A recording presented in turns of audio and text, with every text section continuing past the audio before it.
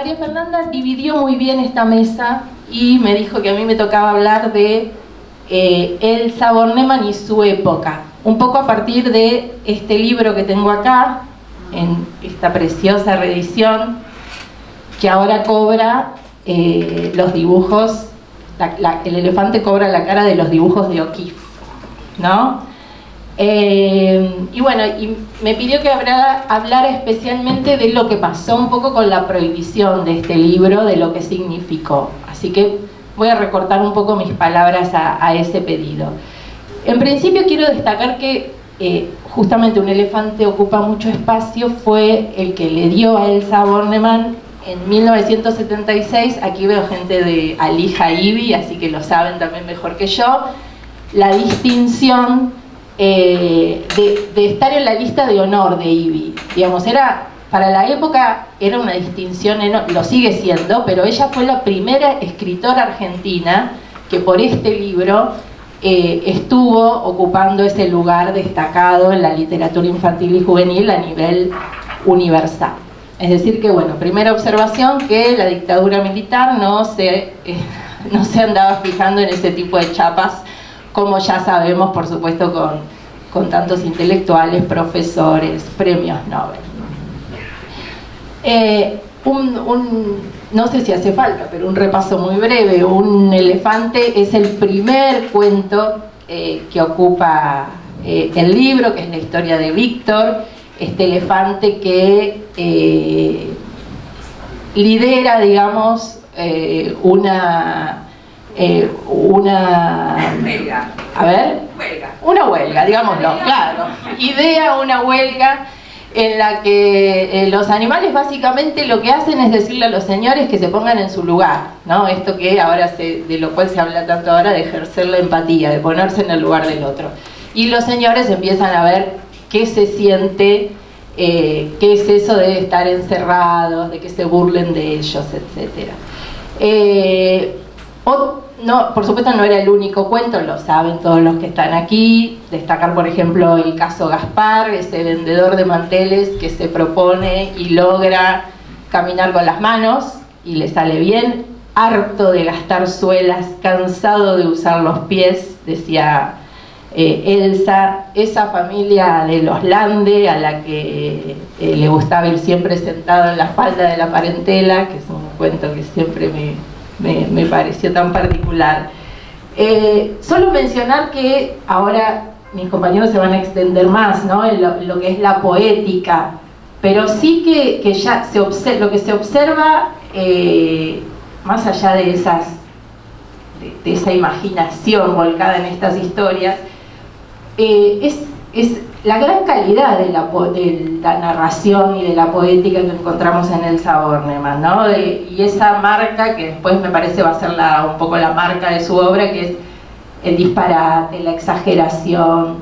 Por otro lado, los temas que la acompañan, que son su universo, que la amistad, el amor, ya sea correspondido o no correspondido, todo eso aparece ya en esta obra que, como decía, de una gran calidad literaria, escrita por alguien que estaba además muy formada. Ustedes saben que Elsa Bornemann estudió letras, hizo el doctorado, manejaba varios idiomas, ¿no, Margarita? Griego clásico, latín, italiano, francés, inglés, alemán, era japonés. Japonés también no sabía, mira. Mi marido era japonés. Ah, claro. Así que sí, era realmente políglota, italiano. Además, por supuesto, de esto también hemos hablado, Margarita, de lo que fue su experiencia como docente en todos los niveles educativos, ¿no? Como esa mezcla de lo académico y la persona que estaba en contacto y además tenía interés en estar en contacto y en escuchar profundamente lo que le pasaba a los chicos y las chicas. Bueno, la edición esa que todos tenemos como así emblemática en nuestra cabeza, que es esa edición con el elefante de Ajax Barnes, que fue la edición de Fausto de 1975, es prohibida en octubre de 1977 por un decreto. Yo voy a usar este libro que siempre recomiendo de Gabriela Pesclevi, que ya es parte del grupo La Grieta de La Plata, y que en el año 2013, ya me estaba remontando demasiado, pero creo que 2013, 2014 hicieron un trabajo fabuloso en otra institución pública, la Biblioteca Nacional, en la que hicieron toda una recopilación y un trabajo de investigación de justamente los libros prohibidos en la Argentina. Y de ese trabajo resultó, entre otras cosas, esta edición, que bueno, que lo que tiene de muy valioso, entre otras cosas, es que incluye los decretos de prohibición que, leídos al día de hoy, dicen cosas como esta. Esperen que lo tengo acá marcadito. Los decretos de prohibición y los artículos periodísticos también. Por ejemplo, mejor voy a leer el artículo que sacó el diario La Nación el 15 de octubre de 1977, daba cuenta de que el Poder Ejecutivo había prohibido la distribución, venta y circulación en todo el territorio nacional de Un elefante ocupa mucho espacio, y de paso prohibía otro, que era El nacimiento, los niños y el amor, de Agnès Rosentiel. O sea, esto solía ocurrir también, de un tirón, de un mismo decreto, juntaban dos libros, aunque no tuvieran mucho que ver, porque en este caso, este libro menos conocido, digamos que llegó menos hasta nuestros días, era un libro que se metía con otra temática complicada, supuestamente para la época, que era la sexualidad, que además tenía el descaro de hablar de el nacimiento de los niños y el amor, meter el amor, ¿no? en medio de la sexualidad, de una autora francesa, una traducción de una edición que originalmente de Canadá. Disponían la clausura del editorial por 10 días, hasta tanto se cercioraran de que los ejemplares ya no pudieran circular. Y lo que señalan es que el texto del Saint-Bornemann agravia la moral, a la familia, al ser humano, a la sociedad que éste compone. Señala también que se trata de cuentos destinados al público infantil con una finalidad de adoctrinamiento que resulta preparatoria para la tarea de captación ideológica del accionar subversivo. Y finalmente dice que la Junta Militar tiene por objetivo restablecer la vigencia de los valores de la moral cristiana, de la tradición nacional y de la dignidad del ser argentino. Es decir que acusa a Un elefante ocupa mucho espacio, a su autora, a sus editores, de ir en contra de estos valores sagrados que proponía la dictadura. Imagínense lo que habrá sido también para la época, en una realidad en la que también la prohibición de un libro, ustedes lo deben saber, habrán hablado con autores prohibidos de la época, se extendía, ¿no?, como una mancha venenosa, digamos, a toda la obra. Se prohibía un libro y el autor o la autora pasaba a ser prohibido todo en su integridad. De lo que acabo de leer me parece, bueno, mucho podríamos decir. Yo elijo citar a Elsa, también está en este libro, citada en una entrevista, sus palabras con respecto a esta prohibición. Y ella decía, yo no sé cómo ni quién leyó el libro, ni tengo la culpa de que determinados funcionarios piensen que el pueblo es un grupo de animales y el país un circo. Honestamente no escribí el libro pensando en ningún sistema político determinado, sino a favor de los animales.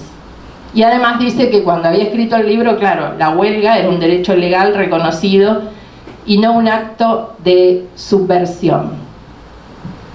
De todos modos, lo que brevemente quería señalar es que me parece que lo que molestaba en este y otros tantos libros de literatura infantil prohibidos era no solo la temática, bueno, aquí hubo una huelga, ¿no?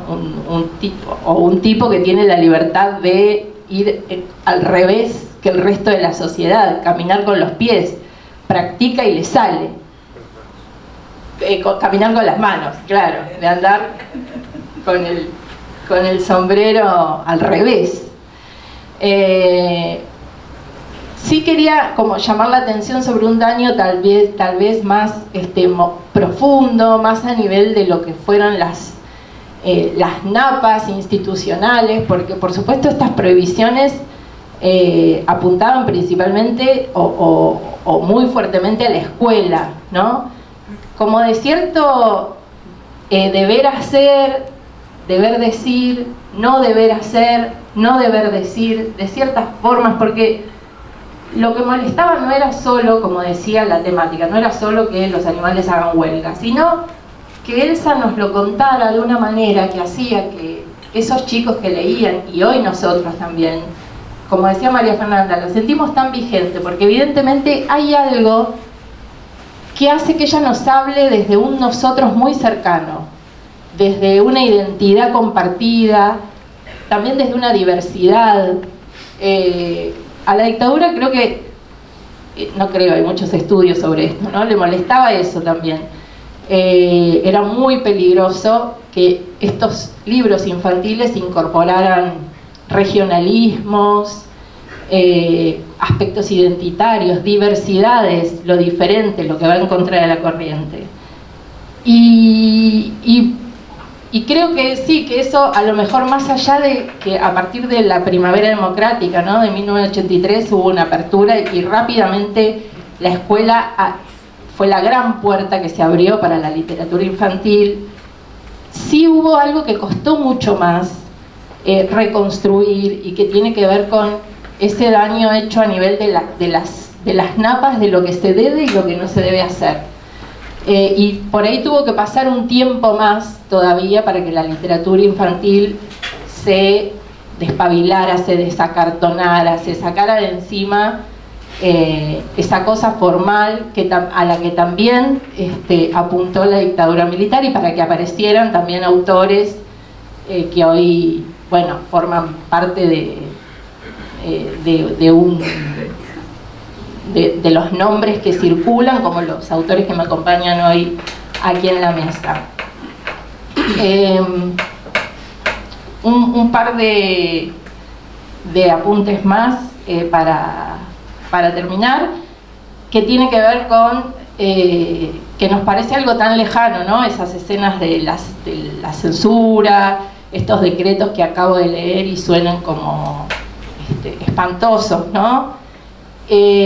Y sin embargo asistimos en la actualidad a censuras de diverso tipo. Uno podría decir más por izquierda y más por derecha, ¿no? La nueva tendencia de lo políticamente correcto y la reescritura de los libros que aparece.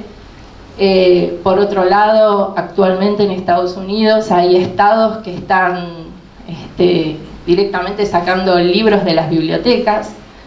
Es cierto que con leyes que se limitan a territorios cerrados, ¿no?, a estados, pero también es cierto que hay tantas cosas que en su momento, no hace tanto, nos parecieron tan lejanas, ¿no?, como por ejemplo esas derechas más extremas, que son las que promueven este tipo de censuras, y sin embargo hay ciertas olas mundiales que hacen que hoy las tengamos muy cerca.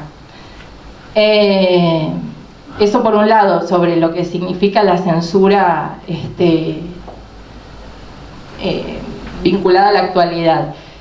Y bueno, y por otro lado, simplemente celebrar que Elsa Bornemann siga, bueno, reuniendo toda esta gente que está reuniendo hoy, que siga, como decía María Fernanda, con esta tremenda vigencia, y que seguramente, bueno, sí, algo habrá hecho para tener esta vigencia. En ese punto, la dictadura militar, cuando la prohibió, no se equivocó.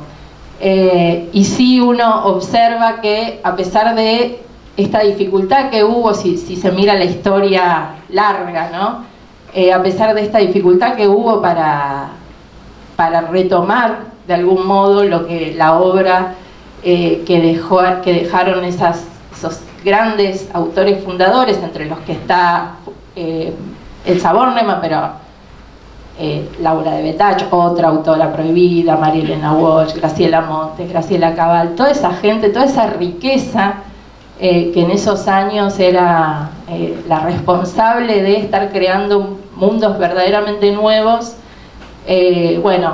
Hubo que esperar, hubo una interdicción en el medio, hubo prohibiciones, hubo una dictadura, pero nuestra literatura infantil realmente sigue siendo motivo de orgullo a nivel mundial, así que en un punto no le salió. Bueno, muchas gracias.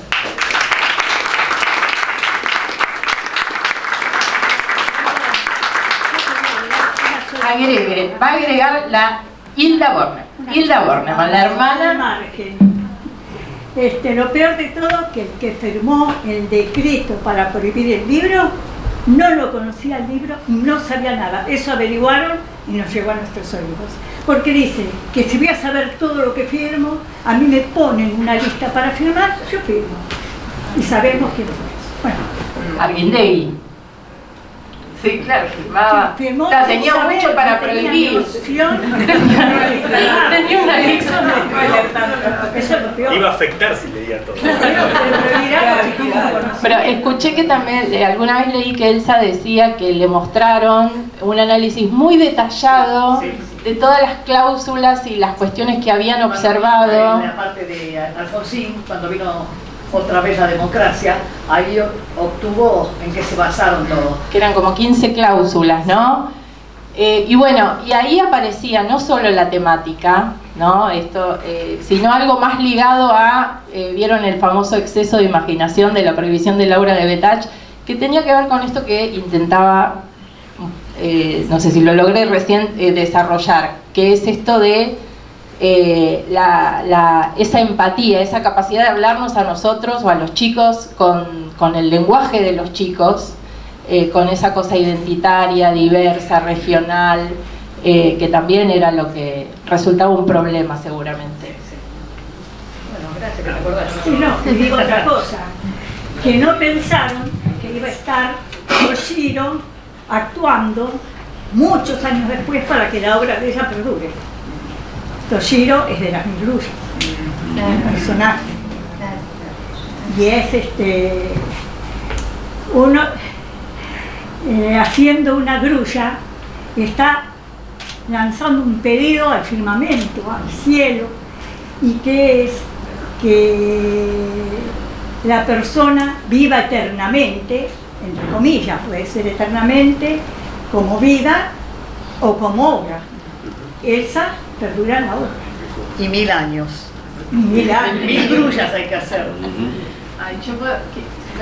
Algo muy breve, solo quiero volver a agradecerles a Margarita e Hilda, porque no sé si todos y todas saben aquí, pero ellas, yo a Margarita la conozco más en especial, pero Hilda la acompaña también, se han tomado como la tarea, se han puesto al hombro la tarea de difundir la obra de Elsa de una manera muy amorosa, muy artesanal, si se quiere, con una página web, recorriendo las escuelas que lo solicitan, yendo a contar cuentos, a leer, a contar. No. Yo leo porque quiero que los chicos sepan que de dónde sale. Margarita está muy preocupada por todas las fallas que ve en el nivel de los chicos. De la dictadura. Pero bueno, es una tarea muy valiosa y muy amorosa también, eso quería destacar. Es un honor también para mí. Bueno, agrego en torno a lo que decía Karina, la respuesta que dio Elsa al decreto está en la muestra, forma parte. El decreto nos pareció un poco fuerte para ponerlo en la muestra, pero sí lo trabajamos en unos talleres que, en torno más o menos en la línea de este libro, se llaman libros libres, que justamente trabajamos no solo un elefante, sino estos libros que... Exacto, nosotros, la ultrabomba y otros tantos, ¿sí? Está Laura y parte del equipo que trabajan con estos talleres a escuelas, y también visitas guiadas que se dan todos los días, a la mañana y a la tarde, acá el equipo de la sala Walsh, que está agotado hasta, no sé, octubre, noviembre. Incluso hemos estado agregando visitas porque es mucha la demanda de escuelas que siguen leyendo, por supuesto, que nunca han dejado de leer y que quieren venir a visitarla, ¿sí? Bueno, quería agregar eso.